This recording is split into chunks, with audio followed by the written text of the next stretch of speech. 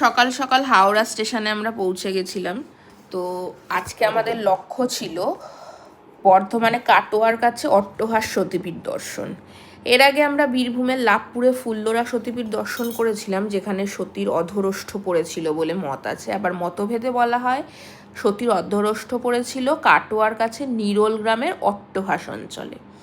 তো আমরা সেদিন বন্ধুদের সাথে অট্টহাস দর্শনে বেরিয়ে পড়েছিলাম ট্রেনে করে।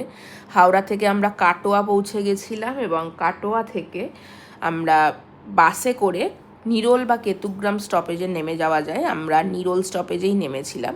তো এই ছিল আমাদের বাস জার্নি। কাটোয়ায় আমরা বাস সফর করছি এবং বাস থেকে নামার পরে আমরা টোটো করে পৌঁছে গেছিলাম অট্টহাস সতীপীঠের একদম সামনে। তো অট্টহাস সতীপীঠ যাওয়ার সময় যে টোটো করে আমরা যাচ্ছি, তো এসে দেখতেই পাচ্ছ যে প্রকৃতিটা খুবই সুন্দর, আশেপাশে গ্রামীণ পরিবেশটা। এবং অট্টহাস পৌঁছানোর পরে আমরা দেখতে পাই যে এখানে মন্দিরের পাশেই 2-3টে ডালার দোকান রয়েছে। তো তোমরা চাইলে পুজোর ডালা নিয়ে আসতে পারো, কিন্তু এখানে কিন্তু ফুল, আলতা, মালা সবই উপকরণ, যা যা পুজোর সামগ্রী সবই বিক্রি হচ্ছিল। আর এখানে অতিথিশালাও আছে, এছাড়া ওয়াশরুমের ব্যবস্থাও আছে মেয়েদের, যেটা খুবই সুবিধা হবে। আর আমরা গিয়ে দেখলাম সতীপীঠটাকে আরও মেনটেনেন্স ভালোভাবেই চলছে, আরও বাড়ানো হবে, বড় হবে মন্দির। মন্দিরে ঢোকার পরে আমরা প্রথমেই পুজো দিয়ে নিয়েছিলাম 51 টাকার ডালা কিনে।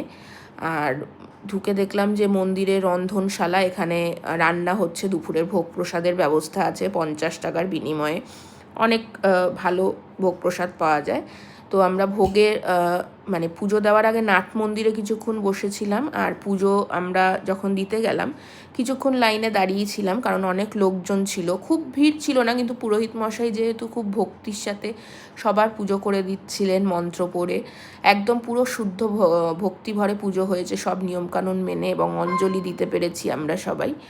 আর এখানে পুজো দেওয়ার পরে আমরা চারপাশে ঘোরার অনেক জায়গা আছে, মন্দির চত্বরেই অনেক ঘোরার সুন্দর একটা পরিবেশ রয়েছে। সেখানে আমরা আরও একটা মন্দির দেখতে পেয়েছিলাম, রটন্তী কালী মায়ের একটা মূর্তি আছে ওখানে, এই যে তোমরা ছবিতে দেখতে পাচ্ছ রটন্তী কালী মায়ের একটা মূর্তি, এটারও আমরা ছবি নিয়ে নিলাম। পাশে একটা পুকুরও ছিল, সেই পুকুরে অনেক মাছ ঘুরে বেড়াচ্ছিল, সেই মাছকে অনেকে বিস্কুট খাওয়াচ্ছিল। আর ভোগ আমরা খেতে বসে গেছিলাম 1:30 নাগাদ, খুব ভালো ভোগের ব্যবস্থাও ছিল এখানে। আর ভোগটা যথেষ্ট টেস্টি ছিল, এবং ভোগ খাওয়ার পরে আমরা